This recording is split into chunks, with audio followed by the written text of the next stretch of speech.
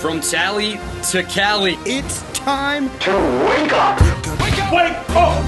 Warchant.com is your ultimate Seminole sports source. And this is Wake Up Warchant, presented by Vitamin Energy. The vitamins. The energy. Now here's Warchant.com's Aslan Hajavandi and Corey Clark.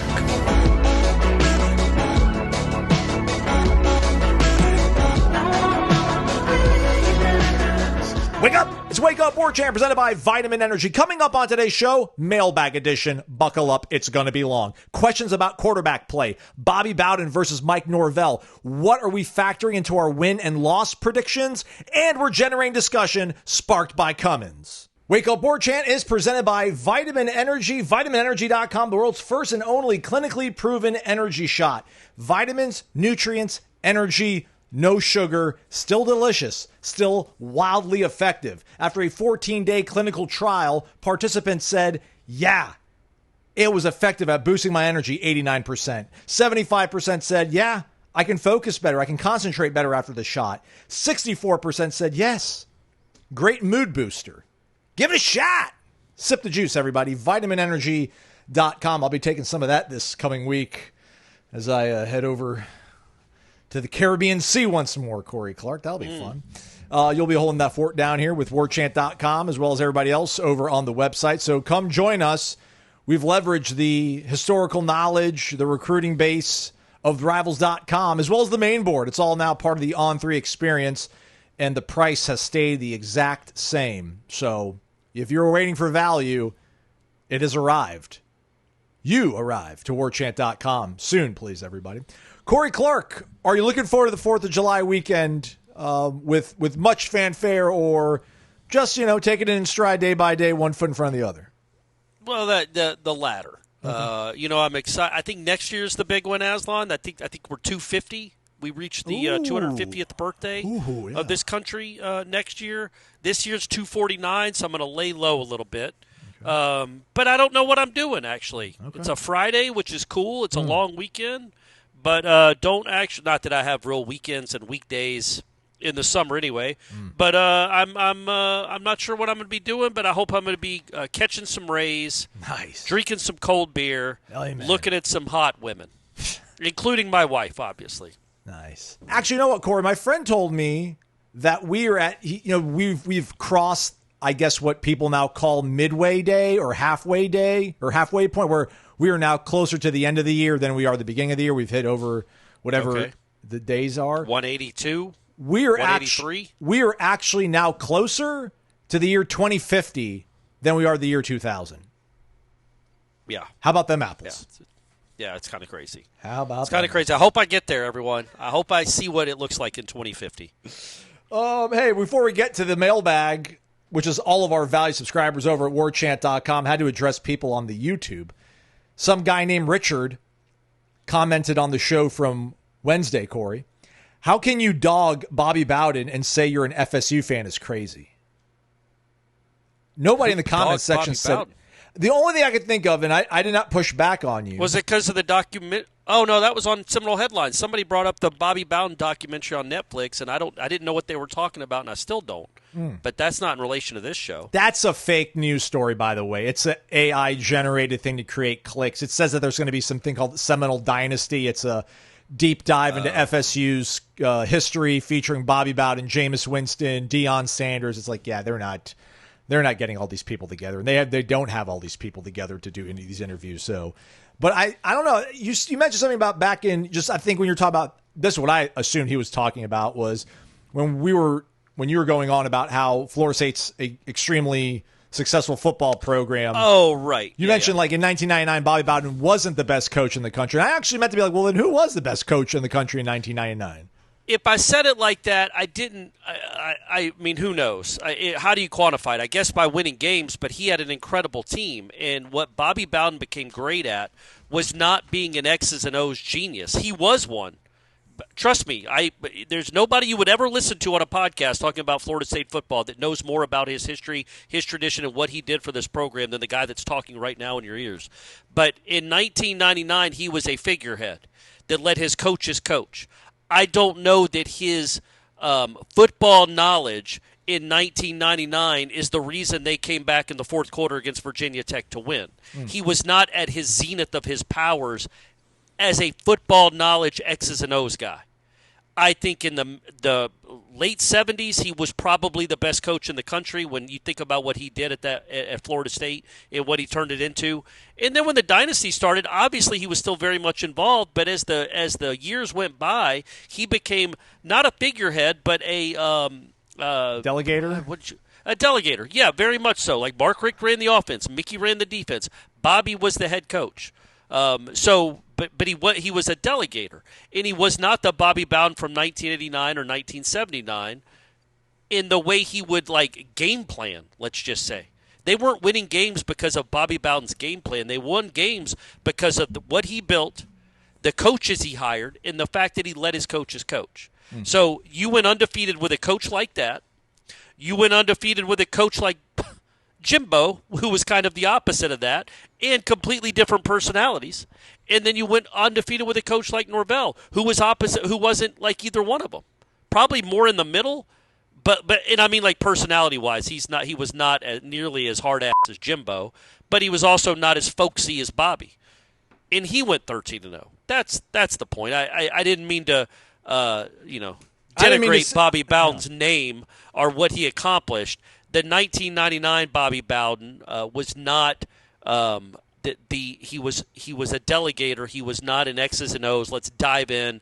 Let's make sure on 3rd and 2 this is what we're looking at because their strong safety sneaks down. He was letting his coaches coach. That was all. I should have explained that more when I said what I said. So I agree. There should have been a little blowback by that. I completely forgot I said it like that. I should have said something, but we had places to be. We had a show to get through, so I apologize for setting you off for a 3-minute response. We go to our guy. Let's go to our guy. That's something that needs to be explained, though. It is a Florida State show. I don't want it to sound like I'm taking shots at Bobby Bowden. I go back to look at other colleges. Think about, Bobby Bowden in 1999 was 70, probably 68 or 70. Won a national championship, 13-0. Jimbo Fisher, mid-40s, maybe 50. I don't remember, in 2013. 13-0, 14-0, national championship. By the way, that game was on the ACC network a couple nights ago when the FSU takeover. That was fun to watch at Corner Pocket. And then 2023, Mike Norvell, 42 years old, 13-0. That's unique, man. The one constant, whether it's an older legend, a kind of a bursting star like Jimbo, who was in and out of our lives and was incredible for a few years and then dipped, or Mike Norvell, who we don't even know what he is. The common ground is Florida State. Florida State is what all three of those guys have in common, and they went 13-0 with all types of different coaches. Our guy Noles. Although two were West Virginia, right? Two were from West Virginia, that is so correct. That is a common theme. That is correct. The two guys that actually no. Did Bobby have daughters, or did he just have boys? I think Ginger Bowden's a person. No, yeah, he had a daughter. Yeah. Okay, all right. Yeah. Because he had a son-in-law. So right. that would make me think that he had right, a daughter. Yeah. Noel Dad for life. I would like to offer an answer to Corey's question from yesterday's show about why we even have a signing day. My thoughts would be that these agreements are based on the kid being enrolled, so a kid that commits in June can still flip because he won't be paid until the first day of the fall semester. Anyhow, well, it was a thought. Yeah. The thought. Yeah. Again, I don't know that there's a rule that says they have to be enrolled to be paid. But I don't know how it works. Like when you got a commitment from Castellanos, I assume there was some sort of contract that was signed before. Like maybe he didn't receive his first payment, but there was a contract that was signed and binding that was done in December, and classes started January 9th. So he was still an FSU football player even before the classes have started. Does that make sense? Yes. Anyways, my question this week is, how do you think Bobby Bowden would have handled NIL in the transfer portal?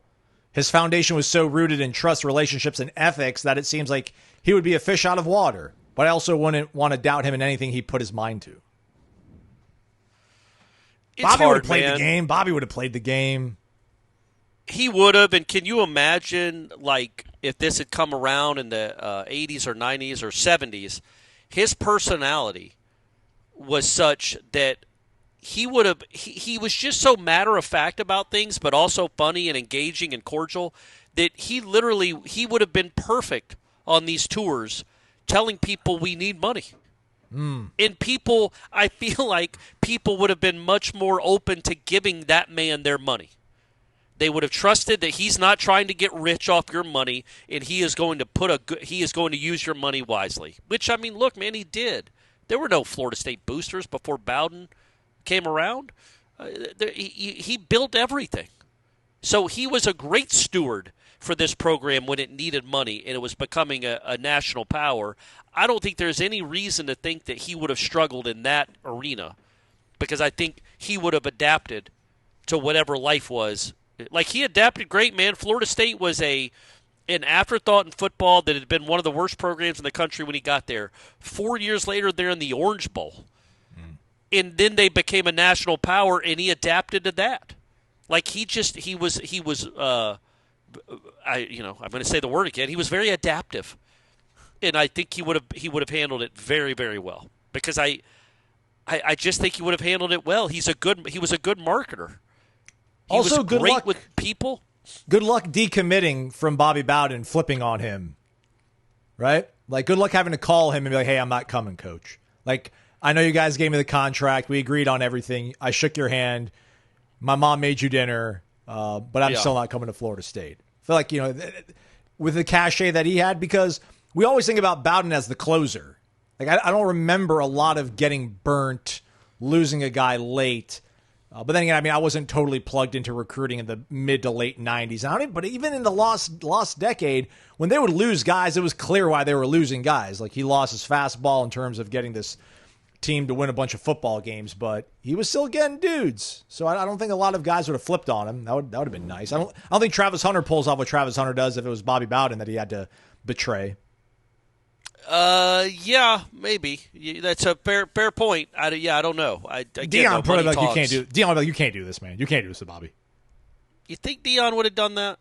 I don't think he would have let it happen. I don't know. I don't think so. No, I'm saying, you think Deion would have been like, you know what? I know you want to come to play for me at Jackson State, but you need to go play for Bobby Bowden. No. You think Deion's that magnanimous? No, I just don't think. I think Deion would have been like, listen, man, what are your plans for this announcement? Like, I'm going to go there. I'm going to throw yeah, do not pull the rug out from under this man. Yes. Oh, I see what you're saying. I think about, hey, listen, man, gotcha. You can announce Jackson State, but don't throw my alma mater or his fake alma mater. It's his alma mater. Right. He said it for a reason. Yeah. I think he would have been like, hey, man, show some restraint on that, but we'll see in Jackson during camp or whatever. So, second question regarding Bobby Bowden, believe it or not, comes from our guy Ranier over in Gwinnett. He goes by GA Noles 86. Wake up, fellas. Where does Mike Norvell rank among FSU coaches all time when it comes to rebuilding culture and identity? Second question, is Norvell's version of FSU football closer to Bowden's legacy or something entirely new? Man, look,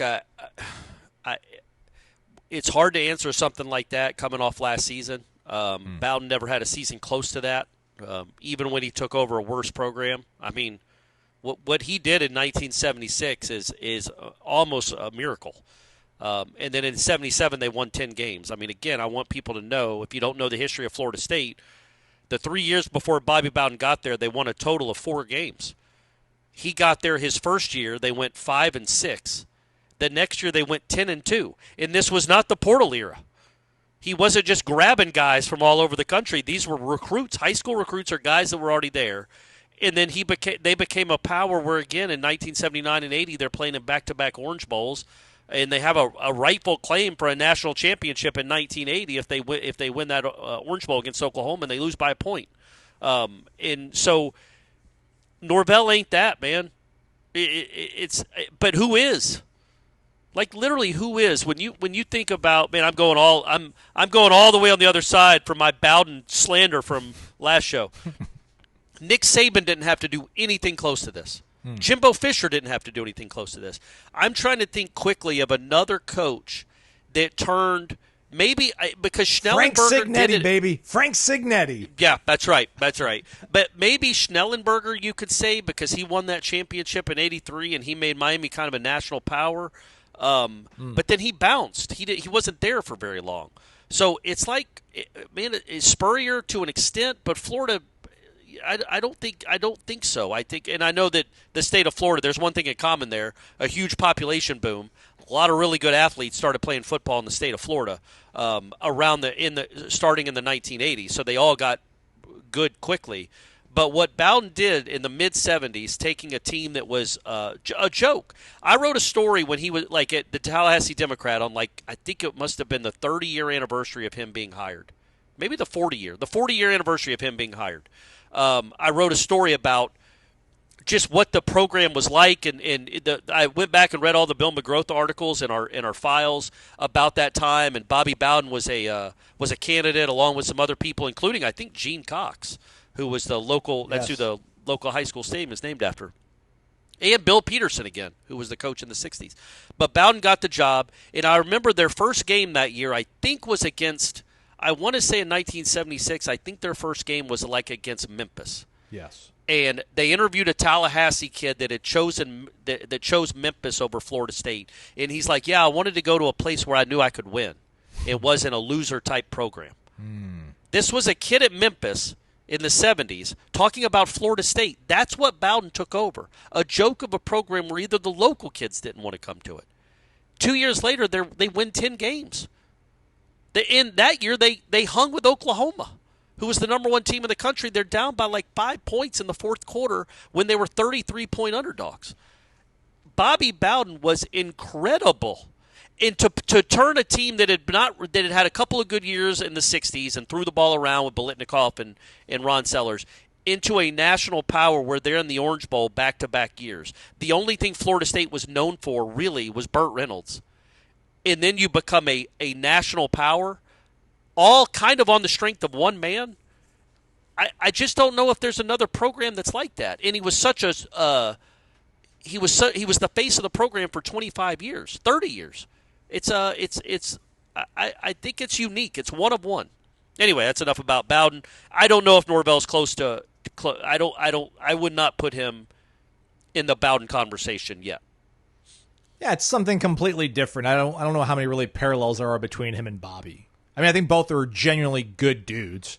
I think Mike Norvell is generally a good guy, especially relative to his lot in life. I think they've got. I don't think people behind the scenes, if you talk to them off the record about Norvell, they would say that he's a nightmare.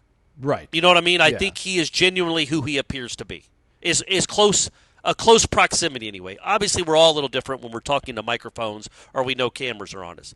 But he is a close proximity to who he appears to be, right? Yes. Yeah. So I don't think that's the parallel. Yeah, but he's not as.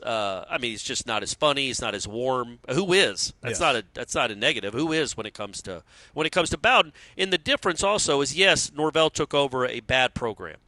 Jimbo took over a mediocre program, but it was still a mediocre, traditionally great program. Yeah, it was a program. Yeah. It had an identity. It had success. Yes. It had real a huge high-level fan base. Standards. Yeah, and a huge fan base. Yeah, and that's all because of the guy from West Virginia that took over in the mid-'70s. Like, the reason Florida State could go 13-0 2 years ago all dates back to 1976.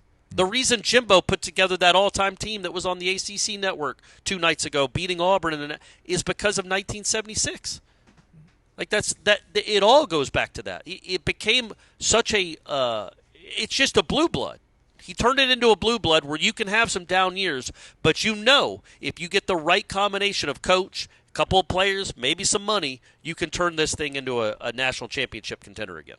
Yeah, the reason this school has $20.5 million to give out to their athletics programs now is because of one guy that got hired back in the late 70s.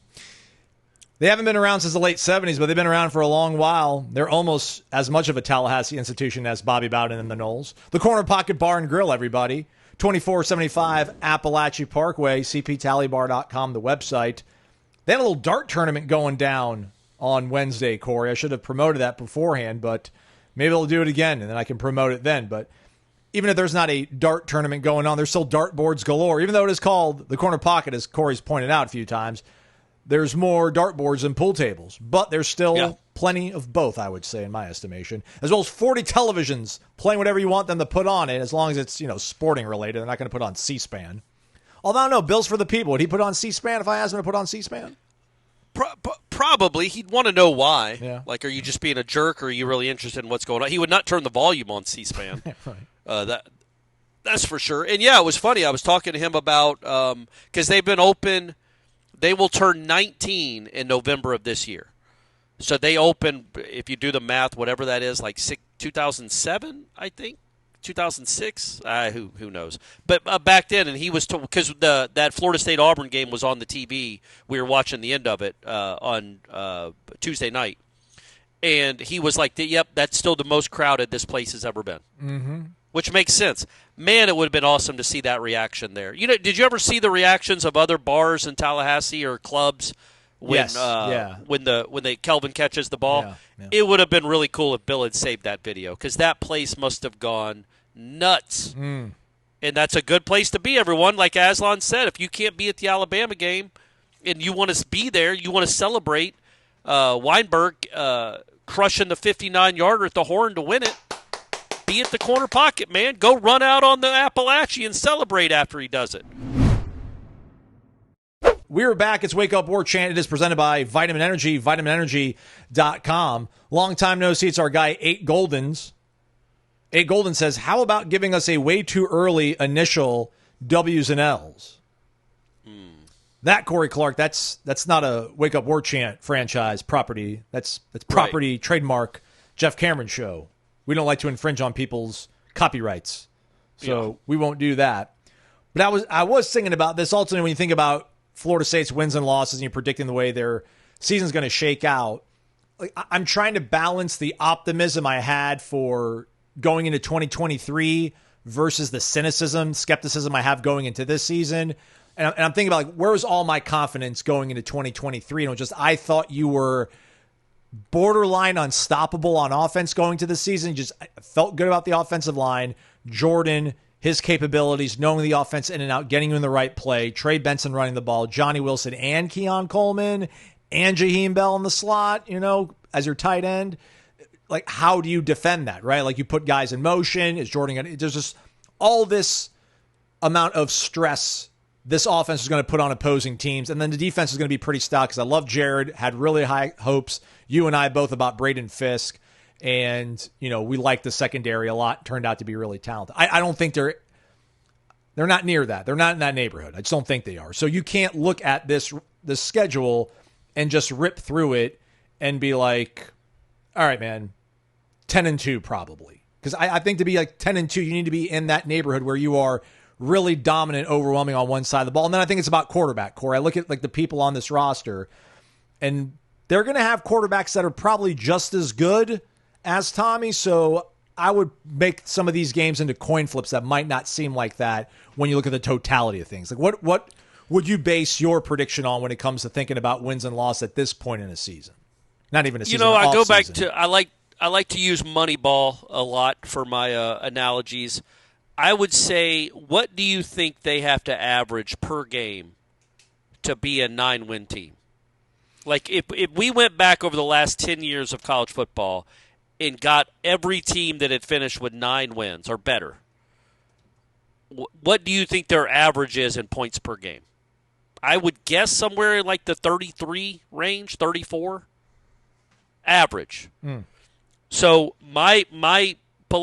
so it goes back to Moneyball, where he's like, we have to score this many runs. I project if we score this many runs, we're going to win 96 games, which is enough to make the playoffs.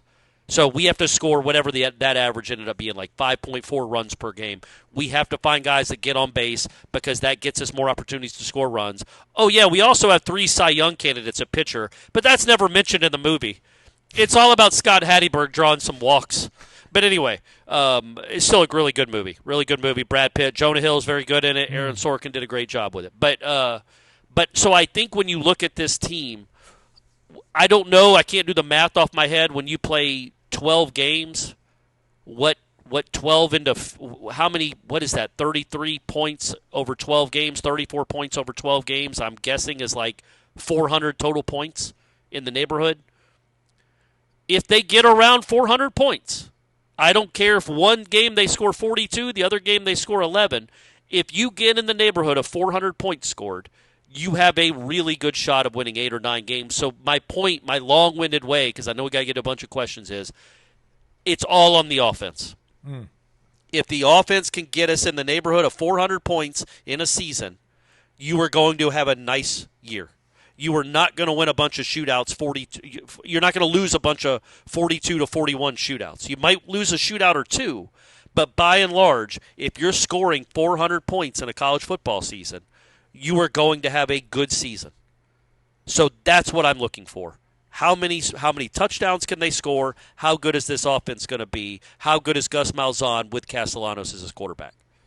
It all rides on that. I think Tony White will be fine. I don't think he's got great talent on the defense. I think he's going to be good enough as a coordinator, and I think they're good enough talent-wise that they won't get embarrassed or just run over. But if that offense is still going to be mediocre, you're looking at coin flips in almost every game, Aslan. Did the quick math. So last season, I looked at the top 50 scoring offenses. 10 of those teams ended up winning 7 or less games. That's top 50. One of them including UCF. Well, yeah, but I don't know. You want me to look at 100 of them? My brain can No, only process I so meant much. like anybody that averaged 34 or more points per game. Oh, 34. Not just top 50. My gosh. Dude, Corey, 34, your top 20 scoring offense in the country. Oh, yeah, is that not allowed? Well, for You're paying Gus Malzahn $2.5 million. It's not. You're not asking for the world. But, so somewhere in the neighborhood of 32 to 34 points per game, scoring 400 points in a season, that's what my goal is. In fact, if people want to write down on their, put up a life-size cutout of Gus Malzahn, and every time they get every time they score another 50 points, you take off a piece of clothing on his life-size cutout. We're going to have a fun season, everyone. We're going to have a fun season. What if he puts up 50 on Alabama, Aslan? Ooh. You know what I'm saying? You know what I'm saying. All right, let me do the math real quick because that's bothering me. Hold on. What's 400 divided by 12? 33. Yeah, you got to average 33.3 points per game. I'm not asking for a lot. 33.3 points per game, Aslan. I know I'm asking a lot compared to a team that scored 15 a game. That's top 25. But you didn't have Castellanos as your quarterback. You didn't have Deuce and Squirrel and our man Javon Boggs and Randy Pittman and a brand-new offensive line and, a multi-millionaire offensive coordinator. There's some pieces here, man. I'm not asking you to average 50. Not asking you to average 40 or even 35. 33.3 points per game. I know it's a little tougher now because possessions are a little more limited because of the timing and the game clock and everything. But still, 33 points. That's not too much to ask, Aslan. Yeah, all right. And then circling back real quick, I just think Friday night at Virginia, Pitt at home, Yeah. Virginia Tech at home, NC State on the road on a Friday night. In 2023, I would not have batted an eye at those games. I'd have been like, they're going to win those games. Those are games they should win. They can win. But I think when you're not this juggernaut, you might go 2-2 in those games possibly. That's very realistic. Especially, again, I'm going to say it again, if your offense is just okay. Yeah. If you have a good offense, and I'm talking about one of the best offenses in the ACC, you're going to beat Virginia Tech at home, and you're going to beat Pitt at home, and you should beat Virginia on the road after essentially having 3 weeks off. Those are things that need to be done and should be done. Those teams do not have the firepower that you potentially have. But they've got quarterbacks, though. Like, Virginia's got the Chandler Morris kid that, again, he was the starting quarterback at TCU and then got hurt, and then they ended up going to the national title. But he had a really productive year last year at North Texas. I get it. It's North Texas. Pitt's bringing back Eli Holstein. That running back they have is really good. Yeah. I think that could be a team that could put some points up on you, make things a little bit stingy on defense. Virginia Tech, Kyron Drones kid, he's talented. He's a bit of a wild card enough to, listen, 2023 team, you're not worried about a guy like that, but he could maybe break out and then your offense is a little bit sluggish. And then C.J. Bailey, I think that's a quarterback for NC State. That kid, I think it was a true freshman, looked pretty decent. So, I mean, these are teams that I agree they might not have the amount of resources they put into their roster acquisition of these players on offense, but I mean they've got competent quarterbacks. This isn't Riley Leonard on one ankle in the fourth quarter or Mitch Griffiths at Wake Forest. These are like legitimate players. For sure. And at NC State is never easy. Nobody should be pocketing that as a win. In fact, as Aslan's pointing out, you kind of shouldn't pocket any wins and just say these are automatics. You can't. Who can do that after last season? Nobody. Like they're the worst team in the conference last year. So I'd say Wake. Wake got decimated in the portal. They got a brand new coach. Like they're coming to Doak. Like that would be horrendous. If you were to lose to Wake, that'd be horrendous. Or honestly, at Stanford too. Yes, would be a really bad look. But they're all losable. There's none other than maybe like you said, Wake, and obviously the 2 games after Alabama. They're all losable. That's the beauty of college football now. But they're also maybe the exception of Clemson. Right now, as we sit here and talk in July, I think they're all winnable. You know, and if you have a good offense, especially a good offense that runs the ball, that can that travels, then that you can, when you're in the fourth quarter at Stanford and you've got a 27-17 lead and they just scored to make it 27-17, you get the ball back and you just milk 6 minutes and 55 yards off the clock. Yeah, man, that's the stuff. When you have a running game and a good offense, you're going to win more than you lose. So, I know we care about the defense. The defense is not an afterthought, but it is, to me, it's all on the offense and how effective this thing can be. If it's mediocre again, even if it's much better than last year, because it will be, if it's still average for in the country and mediocre in like the 9th best offense in the ACC, they're going to have a bad season. 6-6, 7-5, and they might be looking for a new head coach next year. It all rides on the offense. I've had a lot of fun, Corey, doing these generating discussion questions, like looking through the mailbag and figuring out what's the question that's most interesting, I feel like, or will ultimately generate the most discussion, sparked by Cummins. And I've heard about this, and I need to know more about it. So I'm picking this one. Okay. Let's turn the cameras on.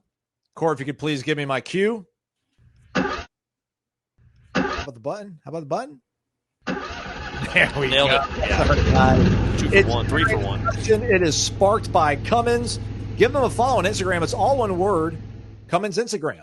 And check out all the awesome things you can do with their own in-line of products. These are portable power products, portable generators, RV generators, marine generators. You need these things when you're doing these activities, when you're doing nautical maritime activities, when you're out there camping. Check it out. They're quiet. They're reliable. It's a industry power leader.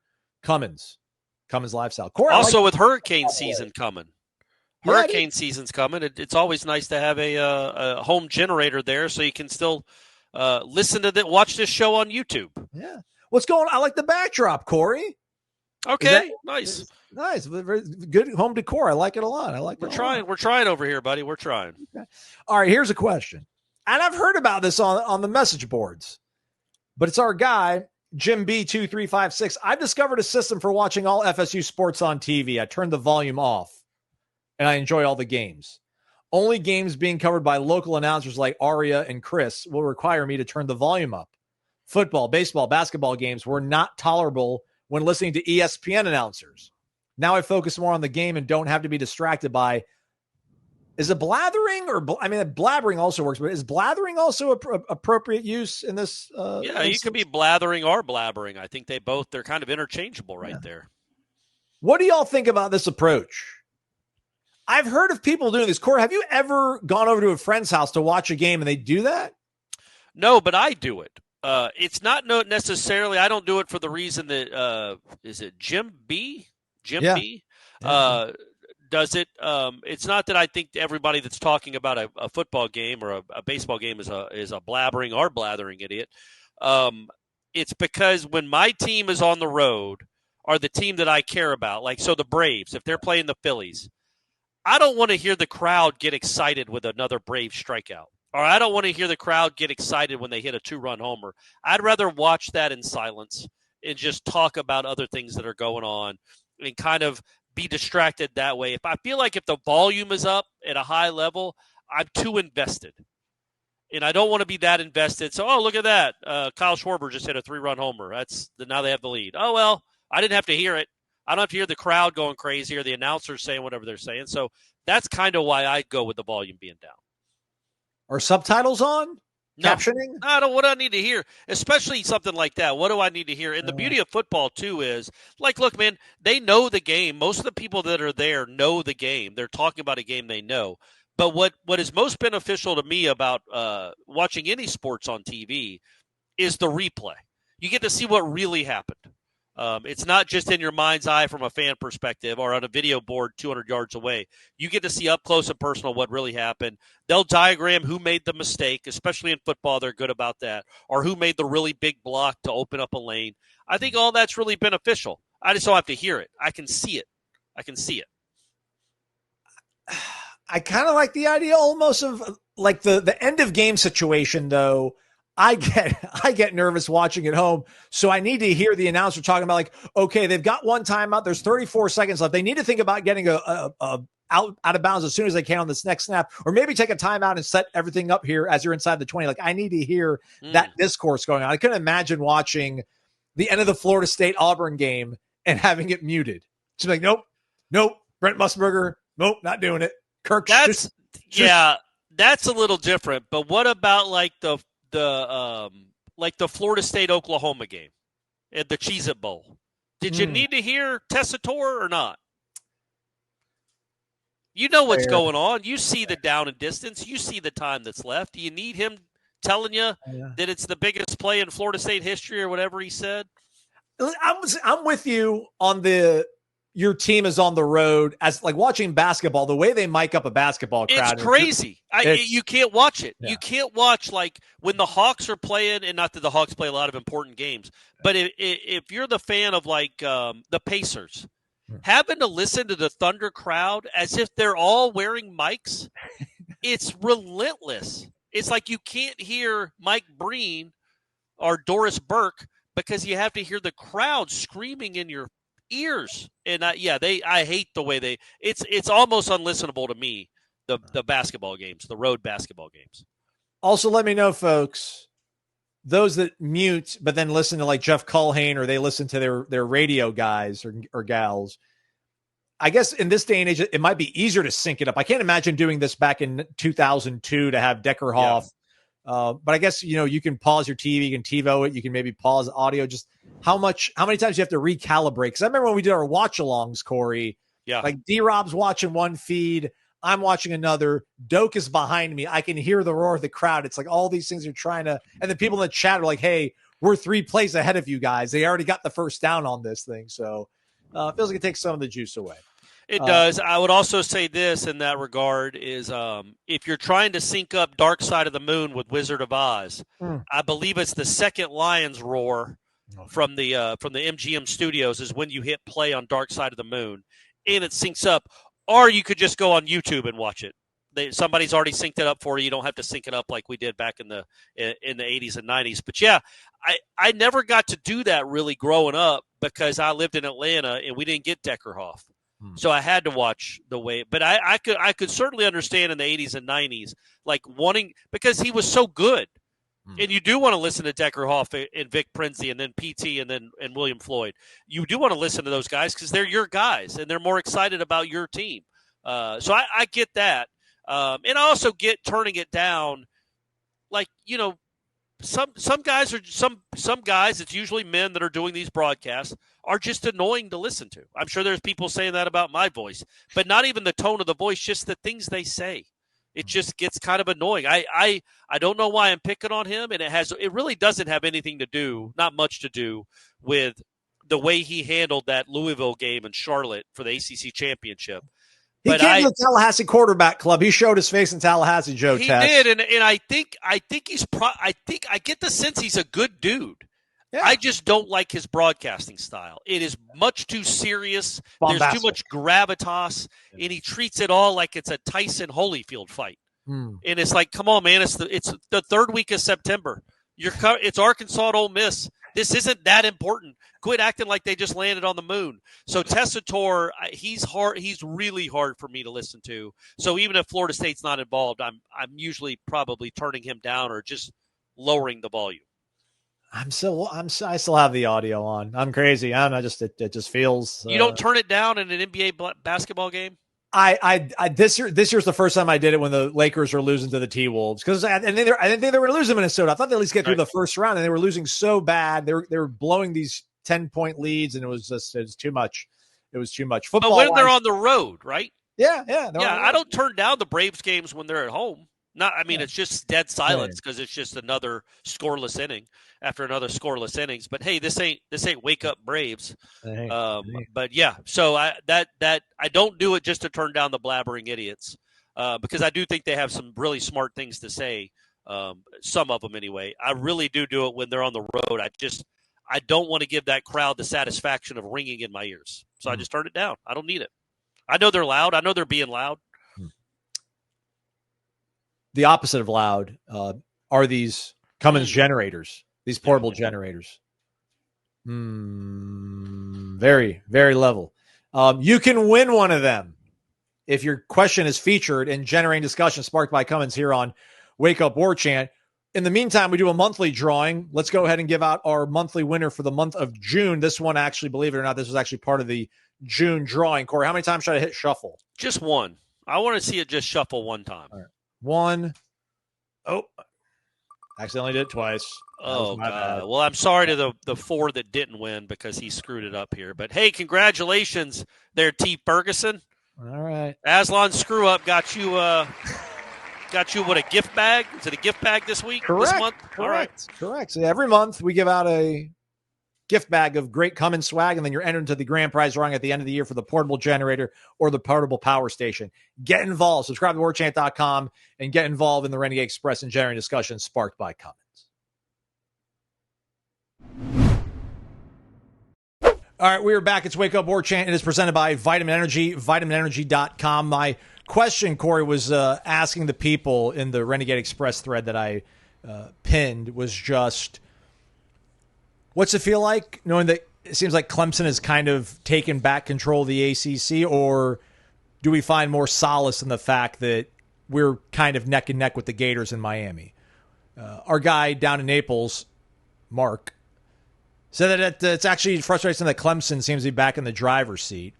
He thinks to sustain a level that Dabo has maintained, Mike, it's going to be important for him to keep this new staff in place for at least 2 years. Will Gus and Tony stay that long? Who knows? But I think it'll be critical for Mike in his new CEO role to make sure that high school recruiting is at a premium and that his FSU brand of football is cemented with recruits, even if there are coordinator changes in 2 years or less. Wuhan Dabo has done it. We need Mike to do that too. Thoughts? Yeah. Also adds that Dabo struggled for only a couple years when he didn't have an elite quarterback, took a beating with his portal approach, but he stayed the course, and here's where he's at. He's got the elite quarterback, and he's got stability on his staff. He does have the elite quarterback this year, but he, and we think he's elite. He had a really nice season last year, especially after the Georgia game. He really turned into a good quarterback. He wasn't Deshaun or Trevor Lawrence, but he was good. And so I think, and he gets the benefit of the doubt. I'm going to assume Klubnik is going to be good again. Who's coming in after him? Like, look, they thought they had another one. I talked to Larry Williams about this from the Clemson On 3 site. It's On 3 now, right? Correct. That they thought that DJ was going to be the next guy. It went from Deshaun to Trevor to DJ, and then DJ wasn't very good for them, and the program struggled, and it was like a 4-year tailspin. If he's not willing to go into the portal and get a quarterback, it's really hard to develop these guys. They get the best of the best somehow with Deshaun and Lawrence and DJU, and then Klubnik was a 5-star guy too. They get the top 2 or 3 quarterbacks in the country every recruiting cycle when they're looking for a quarterback, but they don't always pan out, like Klubnik didn't the year he took over for DJ. So they got subpar QB play. They were kind of subpar by their standards. Got good QB play last year. They were pretty good again. Not great, but pretty good. So I just think there's a balance. If the question was about portal and recruiting, high school recruiting, there is a balance.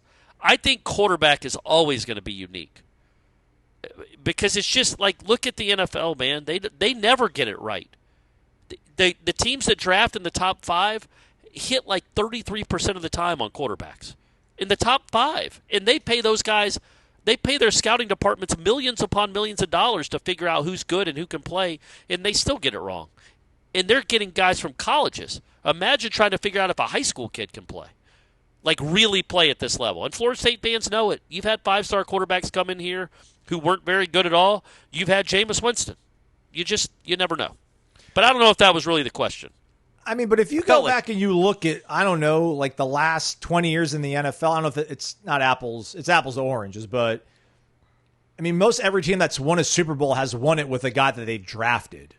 And if you want to count like Tom Brady, obviously Tom Brady, like Peyton Manning, Matthew Stafford were guys that were free agents. Otherwise, I mean, like Joe Flacco was drafted by the Ravens. Eli was drafted by the Giants. Yeah. But now go to college.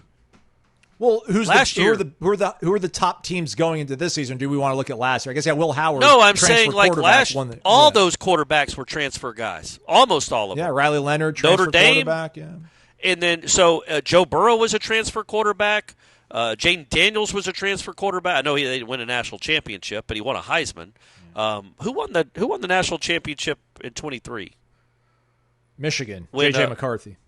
Okay, so he was a Michigan guy. Stetson Bennett was not. He went to Georgia initially, and he was a walk-on. They booted him out. He came back. So he was a transfer kid. Joe Burrow was a transfer kid. When you look at the playoffs from last year, I think it was like 9 of the 12 were transfers, or 8 of the 12. Arizona State transfer, but like Texas, Quinn Ewers, he was a transfer. Yeah. He was from Ohio State. Yeah. Penn State, SMU, they had their guys. Oregon transfer, Dylan Gabriel. Yeah, Boise State, I think homegrown. But yeah, you got to go. So to the portal. The point being, you can go get your guy to be a championship level team out of the portal.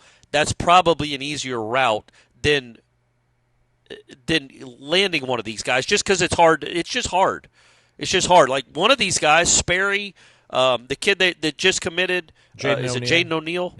Yeah. Maybe Brock Glenn. Maybe one of these 3 guys is the truth. Maybe. Or maybe you're going to be in the portal again next year. By the way, while we're talking about recruiting. Yeah, they got the 4-star, right? We got a little breaking news. Not just a 4-star. He's like the number 5 defensive lineman in the entire class. He's their highest-ranked player to date. Ernest Rankins, defensive lineman from Ellenwood, Georgia, chose Florida State over Auburn and Ohio State. Look at that. Ryan Day, what are you doing? Shambles. Hugh Freeze, shambles. At one point, Auburn had the number 1 class in 2026. Like last year. Like really, really early into the cycle. They're nowhere to be found. I wonder what is going on over on the Plains. They spent all their money on getting like 3 transfer quarterbacks probably. But yeah. I mean, he's the number 2 player in Georgia. That's good. It's a really big get. That's a really big get. So now I think with him, again, I know we're in July. It ain't December. But they got to be, I would assume that puts them in the top 10. In the top 10 recruiting classes. Let's see if it's factored it in. It has. I don't think it's factored it in yet. Yeah, it has. So they're 12th. They're 12th. It factored it in. They're 12th right now. How are they 12th? They were 11th. Well, maybe they went down for landing a 4-star number 5 player in the country at his position. Well, the rivals never liked Florida State, and now that we're using rival, no, I mean I'm sure maybe a couple teams jumped ahead of them. Maybe they got some guys. Nonsense. I don't believe you. Right. I don't believe you. Well, but either way, that's another huge get. Yeah. They are still very, very hot on the recruiting trail. That's their biggest name they've gotten yet. That's their only. I think he's a top 50 player in the country, top 2 in Georgia, top 5 at his position. Like again, building upon the other guys they're getting, there is some real momentum. However it started, there is some real momentum with the high school recruiting. So they have absolutely, in my estimation, tweaked the way they go about roster building. Yeah. Blue Nole, wake up. What are your realistic statistical and non-statistical expectations for Tommy Castellanos if he is to be successful this season? Here are mine. Blue Noles says. Statistically, give me better than 60% completion percentage, rush for between 500 to 700 yards, 3-1 or better touchdown interception ratio, pass for 2,400 yards, convert 40% or more of your third downs. Yeah, that'd be awesome. I'd sign up for that. Esoterically, non-statistically, just take care of the ball, show leadership and command of the offense, tuck it and run when it's not there, move the chains. Yeah, I mean, look, they've got to be better at literally everything offensively. They were horrible on third down because they were horrible offense. You're not going to have a good offense if you're bad on third down. A quarterback that's done this a lot, that can on 3rd and 3 or 3rd and 6. Look, going back to that championship game against Auburn, one of the maybe the quietest, biggest play of that game is they're down 21-3. They just pulled off the fake punt. They get down to like the Auburn 25, and it is 3rd and 8. Again, 3rd and 8. Jameis Winston scrambles, avoids a sack, and runs for like a 16-yard gain. Down to like the 5, I think Devontae scores 1 or 2 plays later. If he doesn't pick up that third down with his legs, they don't probably win that game. That isn't because they had just kind of tried to flip the momentum with the fake punt. And if they still only get 3 points out of that drive and they're down 21-6 at half, I don't feel like they're winning that game. That sometimes you have to have a special athlete make special plays. He is not Jameis Winston as a quarterback. He is a much better runner than Jameis Winston could ever have dreamed of being. So every now and then, buddy, when it's 3rd and 8, you're going to have to scramble for 17 yards. And if he can do that and move the chains, I don't really know what his stats should be as far as completion percentage. I think he led the ACC last year in QBR, or completion percentage, or both. And he got benched. So that's clearly not the end-all, be-all of what makes a good quarterback. But, yes, making plays and scoring touchdowns. That's what I want out of my man. Because we know he can do it. We've seen him do it. He just needs to do it more consistently. He definitely did not lead the conference in completion percentage, nor QBR, but he did lead it. He probably led it in rating. His quarterback rating was 163.4, which is really good. Well, isn't that what QBR is? No, QBR is a completely QB rating? QBR is a completely different metric. What does it stand for? I'm sorry, passing rating. His passing rating was 163.4. His QBR was 37.9. It was 112th in the country. Oh, okay. All right. Yeah, I think the 60% completion percentage is insignificant. It would be a nice thing, but I don't know what the war, if we want to use that term, I don't know what the difference is between him being 57.9 and being 61.3, because I feel like it's going to be chunk throws, right? It's not going to be him. He's not going to have a 20. I don't think a lot of games for Florida State that they win are going to be 10 of 13 games, 22 for 27. It's going to be, it's going to be like 12 of 21, but he hit 3 bombs to somebody. I think that's the way it's going to look.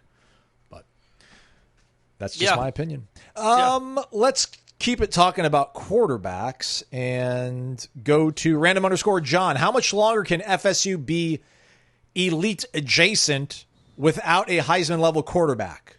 Without that level of play at quarterback in the last 25 years, we have been pedestrian or quite worse in many ways. Yeah, this offense you don't fair. Need it, right? I mean, Nick Marshall wasn't a Heisman finalist. I mean, Cam won the whole thing, but his running back in 2013 was a finalist. Yeah, but I don't think they have like the personnel to be like, Riley Leonard wasn't great last year. The 2 guys that played for the national championship weren't Heisman candidates, but they had a lot of talent around them, especially on the line of scrimmage. And obviously Will Howard had some dudes to throw to and hand the ball to. Look, if they're not going to get a bunch of 5-star, super-duper, first 2-round skill position guys, then, yeah, it would be nice to go get you a Heisman candidate. Hopefully, in the future, they'll have both. But, I don't know that you necessarily think I don't think it's the causation. That's not right. I don't think that's just a correlation of, like, Winky, they won the championship in 99, and Winky wasn't a Heisman candidate. They won the championship in 2013, and the guy won the Heisman. And in 93, I get it, he won the Heisman. But, it's not – I think that's – Jordan Travis was not a Heisman candidate I think even if he didn't break his leg, I don't think he would have made it. No, he wasn't. I don't think he was going to go to New York, even if he hadn't broken his leg. I don't quite understand why, but he wasn't. And they would have had a real chance. I mean, look, man, if Jordan Travis is your quarterback and he's healthy, that team had a real chance of winning a national championship. Yep. And I don't think anybody thinks he wasn't a Heisman candidate, and he clearly wasn't a top NFL prospect. And you still had he was good enough as a college quarterback with good enough players around him that they were still very much a championship caliber team. Although we'll see. You can still do that. Let me push back now before somebody comments. If Jordan doesn't break his leg and they lose in the national championship game, I bet he gets drafted 3rd round at worst. Did he go in the 5th round? He did. And he maybe, but I mean, he's not. I mean, when you're drafting a guy in the 3rd round, you're not. He's not like a high-level NFL prospect. But I think that would have been the 11th quarterback drafted. That would have been his floor, I think. But I get it. Yeah, I mean, it wouldn't have been. I don't think he's a slam dunk 1st-round pick, 2nd-round pick. But I'm sure if he would have, had a good game in a national semifinal in front of a national audience, then he would have gone up the charts, and then he would have been able to actually test and do things because he wasn't able to because he obviously was injured. But hey, maybe the Falcons would have drafted him and Penix in the same draft. When are they going to hire him? By the Kirk way, Cousins. What are we waiting for on this hiring of Jordan Travis? UCF hired Mackenzie Milton. What's going on? Come on. Let's make it happen, Norvell. Come on. All right. What else do we have here to get to? Let's talk a little bit about NIL. Our guy S-Quinn67. I'm getting excited for FSU football the next month, heading down to the Alabama game because of if. If we win, it will be glorious. It will be. It'll be not magical. It'll be fantastic. Brand new stadium. Yeah, it'd be great. In this article about NIL, in which we were, quote, highlighted, it mentioned injured players not fulfilling contracts. How much of that clause do you guys think is because of a certain pitcher that did not pitch in 2 years, or maybe a quarterback that couldn't move great after the first game of the season? Because that's one of the contentions in that story, I guess, right? Was that Florida State had some term verbiage in their contracts about, if you can't perform or whatever, then, the contract might lose some of its value. I don't think it has to do with Cam Leiter or DJU. I look, man, I don't know how unique it is to Florida State to have verbiage like that in a contract. I think it comes back to me personally is I don't want you holding out for more money in the middle of the season by faking an injury. So if you say that you're hurt, you still get your scholarship, but if you no longer play football for us and you're just essentially a student, we can't afford to pay you $450,000 not to play football for us when we have only $21 million to spend. So, but I just can't imagine that I don't. What's scary about this stuff is I think Florida State is on the up and up for the most of it. And, of course, they use them as an example of all what's wrong with NIL. But when you read some of these stories and you hear like the kid at UNLV that just wasn't getting paid and left. Like I think more often than not there's guys that have been promised money at these other schools and they don't get to collect. They don't get paid. In fact, the Florida State basketball coach was sued for that very thing. Not saying there's validity to it or it was right or wrong, but he got sued by players for they said they were owed money that they weren't paid. I don't think that's happening with Florida State football, man. Maybe I'm naive, but I feel like they're on the up and up because word gets out.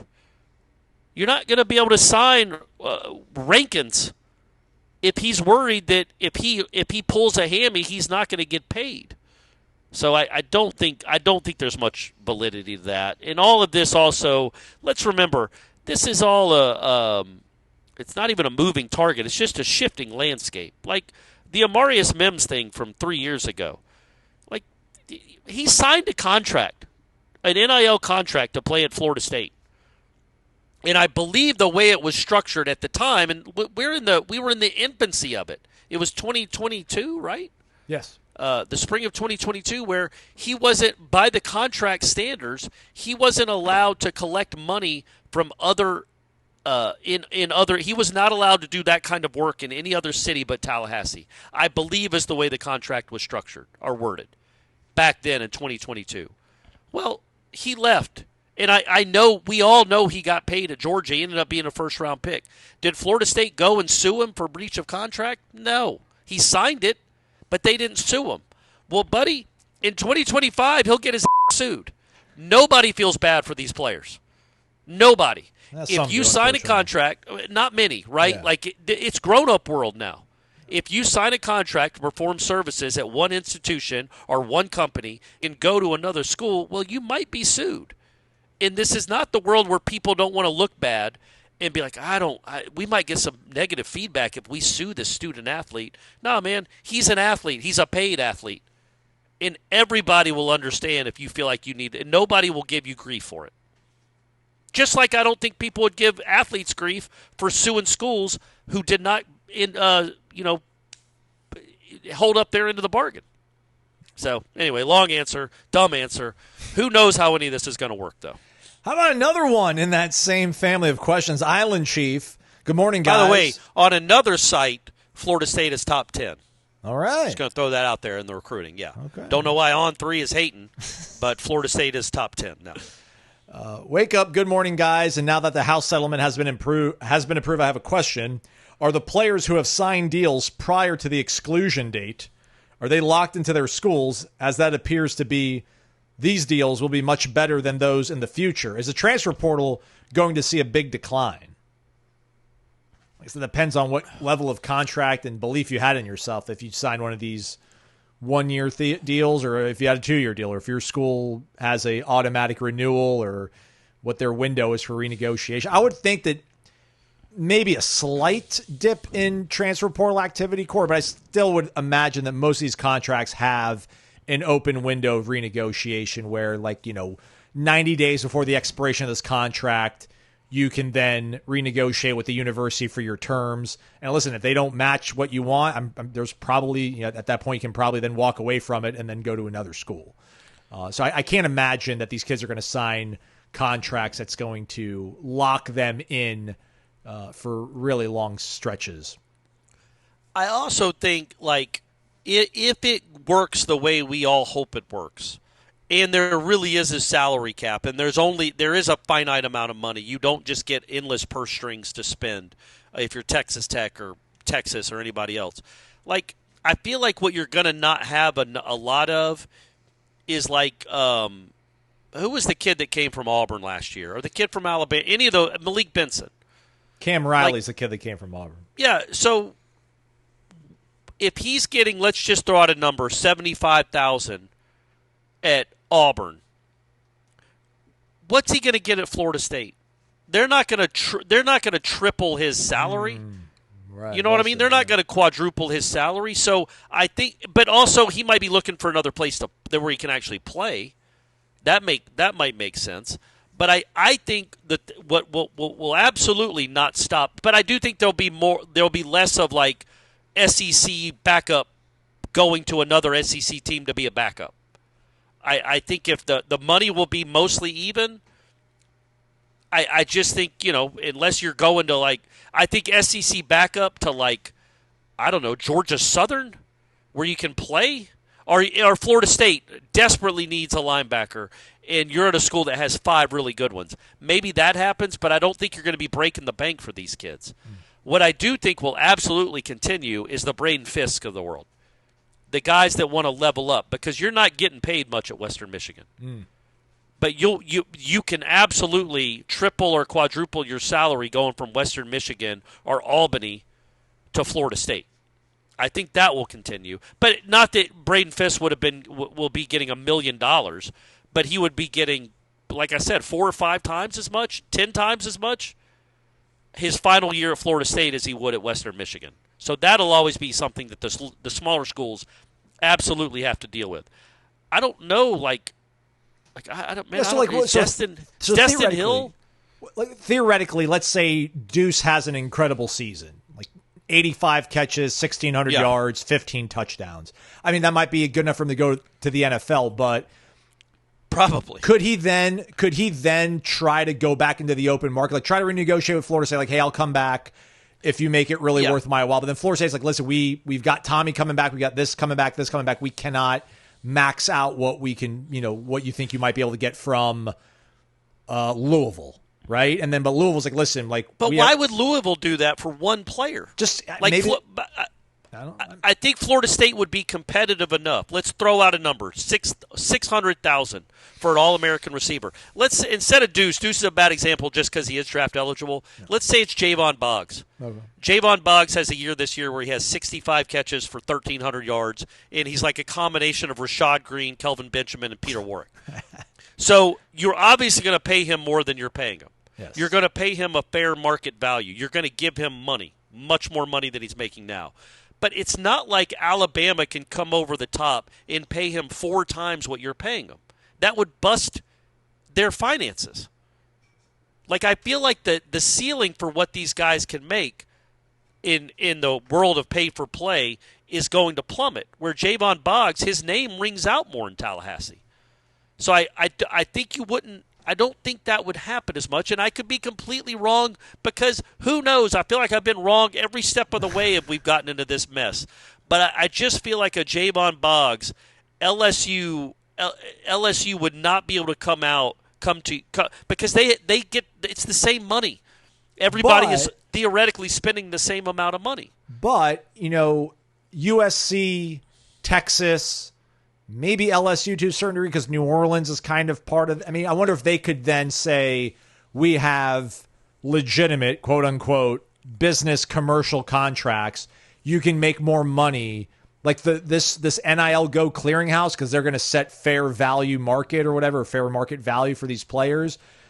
I mean, you might be able to argue – I don't know if this is what's going to happen, but like if you're a USC athlete and you're getting a Ford truck commercial out there, you probably you're going to have to get paid more there because of the cost of living and also because it's a bigger media market, so they've got more money to spend on their ad buys versus, like, I don't want to say Tallahassee, let's say Auburn. Like Auburn, Alabama, like their Ford dealership cannot pay you the same amount of money. That if it's fair market value, really theoretically shouldn't be able to pay you more than what a Los Angeles or an Austin, Texas-based school would. Maybe that's the next layer in this, but that feels a bit of a stretch. And I hope it is because it's just, what are we doing at this point then? What are we doing at this point? All right, we've got one last quasi-serious question, then we got some 4th of July stuff. Chambana Knoll guy, wake up. This is only my second time writing in. I dropped the ball last time, so here we go. I was born in Tallahassee, birthplace of the best damn football program around. Amen. I find myself raising a family in Champaign-Urbana, and I'm getting really tired of hearing about how good everyone thinks U of I is going to be this year. That's University of Illinois for the uninitiated, everybody. Right. Especially with such a history of sucking that exists in this mediocre town. My question is a two-parter. First, what fan base or fan bases overinflated ego irritates you the most? I know Miami's a good one for a team that hasn't done a damn thing in a long time. Also, because of all the changes with how much teams in the top 2 conferences are making, what new teams are most likely to become perennial competitors moving forward? Thanks, guys. Love the show. Go Noles. So the first question is, what fan base is annoying? Overly inflated ego. It's tough to say Ohio State right now because they are the reigning national champions, but Ohio State thinks they are Alabama, and they're not. I mean, they're pretty close. They're like I Nick would Saban, say, Alabama. Isn't the answer Notre Dame? They have not won a national championship since 1988. Do you know what the number 1 show in America was in 1988, Aslan? Full House. I'm going to guess the Cosby Show. Oh, yeah. I'll check That's how far we've come, everyone. The Cosby Show, he was America's dad. We all watched that thing. You're right. It was unbelievable. I shouldn't have done and so here we are. Kirk Gibson was limping around the bases, hitting a walk-off over against Dennis Eckersley. I was a prepubescent teenager. That's how long ago. And, baby, I hit puberty a long time ago. The ladies listen to. There's a few ladies that remember. They know when it happened. But Notre Dame thinks that they invented the sport. They think they're the reason it's popular, and you just think about the delusion that is when college football has never been more of a moneymaker than it is right now. It ballooned and boomed. There was a boom, a sonic boom in that sport, starting really in the 1990s, thanks to a large part of the state of Florida, and then continuing today where it's a multi-billion-dollar industry and literally the second biggest sport in the country, and Notre Dame hadn't won a damn thing in 37 years. Yet they still think they're the most important football program in the country, where clearly they're not, because college football has done just fine as they've been watching other teams hoist trophies for almost 4 decades now. Now, I know they're good. They're a better program right now than Florida State, but Florida State's won 3 since the last time Notre Dame won anything. So just gonna throw that out there. So they're obviously not that important. Also, the Mississippi schools. Oh, they don't have over it. Honorable mention, I would say Tennessee and Oregon.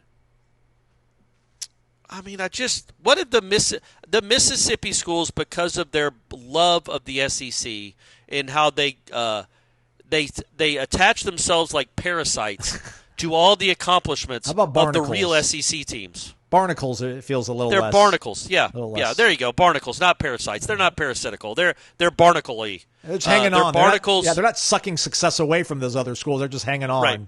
They're just hanging on. Like, look at us. Yeah. Look at us on the bottom of this, the USS Crimson Tide or the USS Gator. Look at us at the bottom. Like, we're part of this conference too. Well, what have y'all ever won? Nothing. Well, sorry, we won a couple of baseball championships. Nothing else. We have contributed legitimately 0 to this conference's trophy case in sports that matter. Sorry, outside of the 2 baseballs in the 2020s. And yet we puff our chests out as if we matter. And they don't matter. But that's more of my problem with the SEC as a whole. I just use them as the scapegoat. Arkansas fits right into that rant too. All right, on the way out, let me make sure we got everything here. Good job, Corey. I think we did good. Got through a lot. Pretty long show. Yeah. It's going to have to soak up 2 days because we will not be dropping a Friday show since it is the 4th. And speaking of Nole for Life, class of 2007, no football question this week. Just curious to hear what's your favorite thing to do for the July 4th holiday. For me, I love kicking back with the neighbors, playing cornhole while fireworks are being shot off all around the neighborhood. Thanks for all you do. Waiting for football to start through the dog days of summer sucks, but you fellas help the time pass. And then Court G says, who at Warchant is winning the 4th of July hot dog eating contest? Joey Chestnut's record is 83 in 10 minutes. I think I just got nauseous typing that. Yeah, it's disgusting. It's not just it's so disgusting with the water too. It's that just it's the way slop. Yeah, just the way it's being consumed is the can they not make them eat hot dogs like normal people? I don't care if the record goes down to 11. Yeah, right. I just want to be able to relate and see how many hot dogs that guy eats in 10 minutes like a normal person. That's like BB core bats or like wooden bats versus aluminum bats. We don't need aluminum bats. We enjoy Major League Baseball. We don't need to see soaking the bun in water. You can take the exit velo down a few miles per hour. We'll be fine. Just 1 year. Right? Because isn't it better for the kids, Aslan? How many kids out there in this country are dunking their hot dogs in water now, seeing if they can stuff 40 in their face? Because they see it on TV every year, and this guy's celebrated like an incredible athlete. But USA, man, he is a legacy. He is a dynasty. Good for him. But you know what's funny is when they show those guys, anytime they step up to soak their hot dogs in water and make us all want to puke, they'll show like finished 4th at the cauliflower eating championship of 2023, 2022 first place winner of the Crystal Championships, and it's like I'd like to see that. Do they dip the cauliflower in water too, or do they eat those like normal people? Maybe they dip it in ranch, like some crudité. Yeah, like have a real meal so we can relate. How many pizzas can you eat? Yeah. Don't soak it in vinegar or whatever you got to soak it in to get it in your stomach. Just eat a whole pizza in front of me. How many pizzas can you eat in front of me in 10 minutes?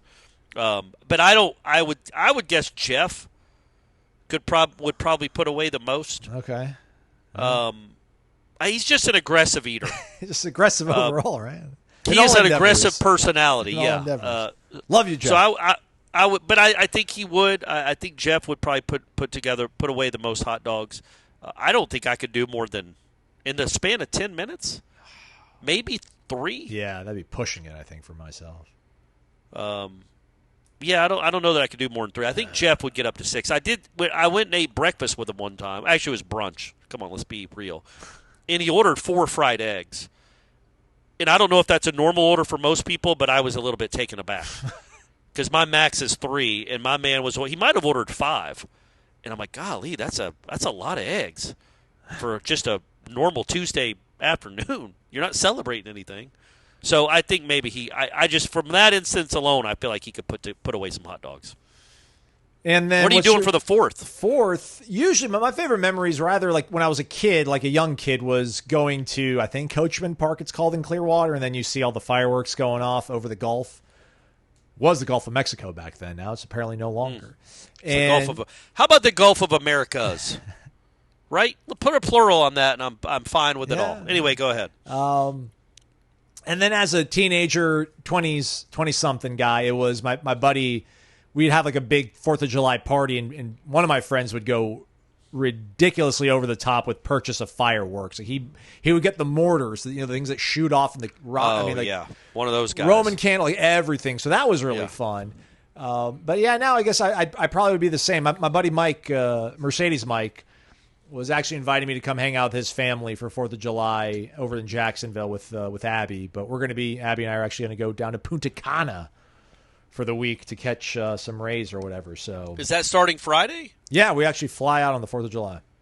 Oh, all right. All right, leaving the country as soon as we celebrate our 249th birthday. I see how it is. I hope you all listen to this. Laying low for 249 so I can be ready for 250, right? I'll say my thing with July 4th that I'm not a big fan of is, like, I'm not a big fan of, like, sweating and being 100-degree heat by a pool. I don't like that. Sorry to interrupt. How was the Dave show, by the way, out in the heat? It was hot, but then a huge rainstorm came, so we had to stop the show for 45 minutes.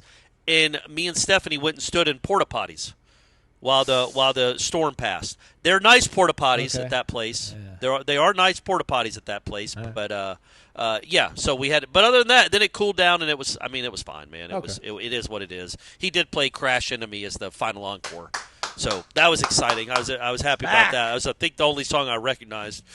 And he clearly doesn't care about us average fans.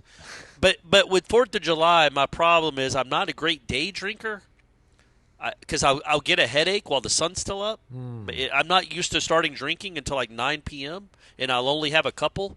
But if you start at noon or 1 or even 4 p.m. in the burning heat, by 8 or 9, I just want to go to bed.